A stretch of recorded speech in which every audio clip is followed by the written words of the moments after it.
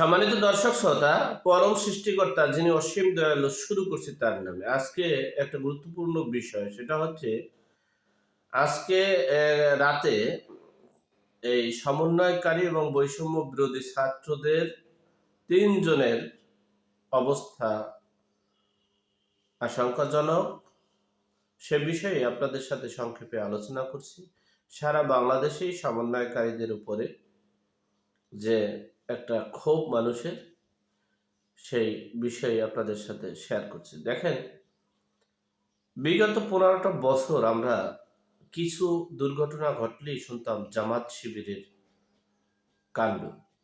এই যে বিগত ১৫ বছরে শুনেছি, সেখানে ধরেন একটু বিশ্লেষণ করার চেষ্টা করি। সেখানে দেখেন, বাংলাদেশের জামাত শিবির ছিল এবং গোপনে ছিল, কিন্তু তারা বাংলাদেশে ছিল সকলে, কেন্দ্রীয় নেতা থেকে শুরু করে সকলরাই তারা বাংলাদেশে ছিল।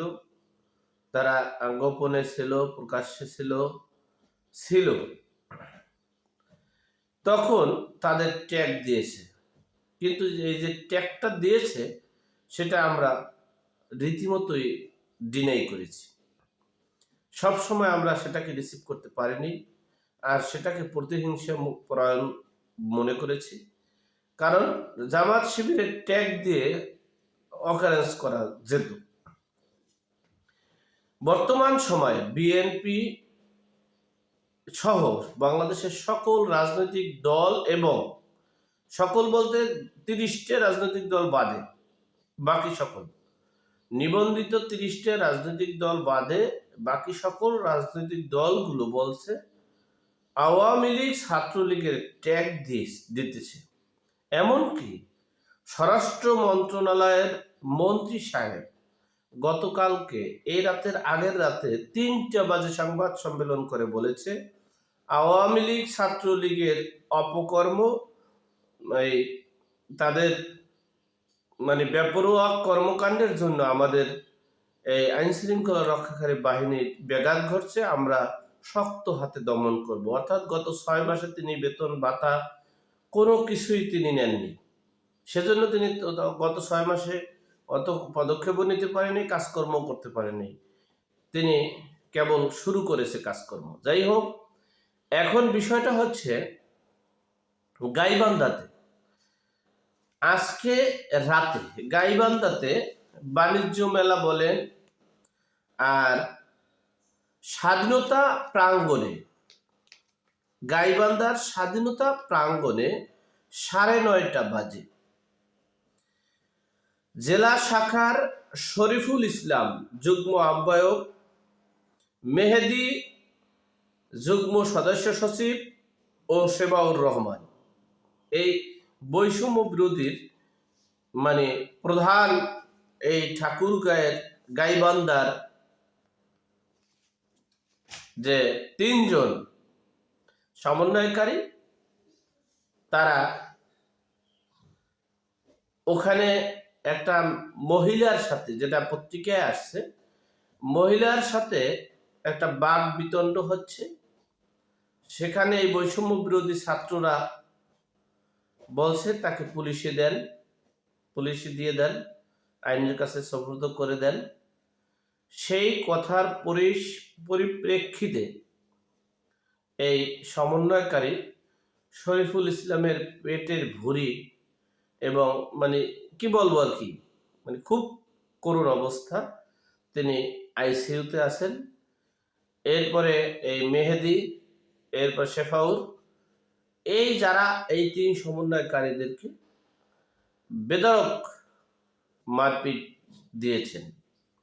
এখন বিষয়টা হচ্ছে, যেই দেশে আওয়ামী লীগ মুখে বলার মতো লোক নেই, বাংলাদেশের এখন বর্তমান সময়ের সর্বনিকৃষ্ট দল হচ্ছে আওয়ামী লীগ, ছাত্রলীগ, যুবলীগ। ওই প্রশাসনের কাছে, যেখানে চায়ের দোকানে আওয়ামী লীগের পক্ষের ভিডিওটা পর্যন্ত ছাড়ে না, মোবাইলে আওয়ামী লীগের পক্ষের ভিডিও রাস্তাঘাটে কোথাও দেখে না। সেইখানে আওয়ামী লীগের নেতাকর্মীরা, ছাত্রলীগের নেতাকর্মীরা নাকি বৈষম্য বিরোধী ছাত্রদেরকে এইভাবে প্রতি রাতে উইকেটের পতন ঘটায়। এটা আইন শৃঙ্খলা রক্ষাকারী বাহিনী সহ বিএনপিরা বলছে। আমি আপনাদেরকে একটা কথা বলি, আওয়ামী লীগ এখন বাংলাদেশে নেই, গর্তে। আওয়ামী লীগ কখন আসবে, কবে আসবে, সেটা অনেক ব্যাপার, প্রতিষ্ঠিত হবে সেটাও অনেক ব্যাপার। কিন্তু আমরা যে এখন মাঠে আছি, আমাদের মধ্যে কে আমার প্রতিপক্ষ, কে আমার পক্ষ, এটা একটা বোঝার চেষ্টা করা উচিত। সাধারণ জনগণ সহ যারা এই সমন্বয়কারী এবং বৈষম্য বিরোধী ছাত্ররা যারা আছে তাদের বোঝা উচিত। এই স্বরাষ্ট্র মন্ত্রণালয়ের যদি পদত্যাগ না হয়, তাহলে এই বাংলাদেশে বৈষম্য বিরোধী ছাত্রদের অস্তিত্ব, সমন্বয়কারী ছাত্রদের অস্তিত্ব, এই বিপ্লবে যারা জীবন দিয়েছে তাদের অস্তিত্ব শেষ হয়ে যাবে। কারণ হচ্ছে এই এই স্বরাষ্ট্র মন্ত্রণালয়ের দায়িত্বে যিনি আছেন তিনি চান না এই বৈষম্য বিরোধী বা সমন্বয়কারীরা তারা একটা ভালো কিছু করতে পারুক বা করুক, সেটা তিনি চান না। যদি সেটা তিনি চাইতেন, যদি সমন্বয়কারীর এই বৈষম্য বিরোধী ছাত্রদেরকে এবং দেশকে, দেশের মানুষের, জনগণের নিরাপত্তা নিশ্চিত করতে চাইতেন, তাহলে প্রকৃত ডেভিল হান্ট, প্রকৃত যারা ডেভিল হান্ট, সে যে দলের হোক, সে আওয়ামী লীগের হোক, বিএনপির হোক, যে দলের হোক না কেন, তাদেরকে গ্রেপ্তার করতে। দুঃখজনক হলেও ঘটনা সত্য, দেখেন যে আবরার হত্যার জন্য, বিচারের জন্য বিএনপি, জামাত, শিবির আন্দোলন সংগ্রাম করেছে, দেখছিলেন না? এটা ওই বিচারের জন্য নয়, এটা হলো মানুষের বিবেককে মানে মিথ্যা মরিচিকার দিকে ধাবিত করার জন্য। কারণ হচ্ছে দেখেন, সেই আবরার হত্যার আসামি 20 থেকে 21 জন আসামি, যারা মৃত্যুদণ্ডপ্রাপ্ত আসামি, তাদেরকে সেই এই থেকে যেভাবেই হোক না কেন সিস্টেমে তাদেরকে বের করে দেওয়া হয়েছে। এখন বলা হয়েছে পালিয়ে গিয়েছে। আবার এই 6.5 মাস পর মৃত্যুদণ্ডপ্রাপ্ত আসামি পালিয়ে গিয়েছে, সেই 6.5 মাস পর কোর্টের হাজিরা দিতে গিয়ে উকিল না থাকার কারণে, মামলার পরিচালনাকারী না থাকার কারণে খোঁজ নিয়ে দেখছে সে আসামি নাই। এই হলো দেশের অবস্থা। যেই দেশে বিচার ব্যবস্থা নেই, যেই দেশে আইন শৃঙ্খলা নেই, যেই দেশে নিয়ম শৃঙ্খলা নেই, সেই দেশের অবস্থা কোথায় গিয়ে দাঁড়িয়ে? আমি এই সমন্বয়কারী এবং বৈষম্য বিরোধী ছাত্রদেরকে বলবো, খুব দ্রুত এই 2-1 দিনের ভিতরে, 24 ঘন্টার ভিতরে এই স্বরাষ্ট্র মন্ত্রণালয়ের মন্ত্রীকে পদত্যাগ করাইয়ে বৈষম্য বিরোধী ছাত্র সমন্বয়কারীর নেতৃত্বে একজন স্বরাষ্ট্র মন্ত্রণালয়ের দায়িত্বে বসানো হোক। না হইলে আগামী 15 দিনের ভিতরে আস্তে আস্তে এরকমের উইকেট হাসপাতালে থাকবে, থাকতে থাকতে এরপরে তার বাড়িঘর থাকবে 32 নম্বরের মতো। এরপরে নাম দেওয়া হবে, আওয়ামী লীগের ট্যাগ দেওয়া হবে। কিন্তু আওয়ামী লীগ তো আগামী, আমাদের যদি কোনো ব্যর্থতা না হয়, তাহলে আওয়ামী লীগ আগামী 20 বছরেও আসতে পারবে কিনা আমার সন্দেহ আছে।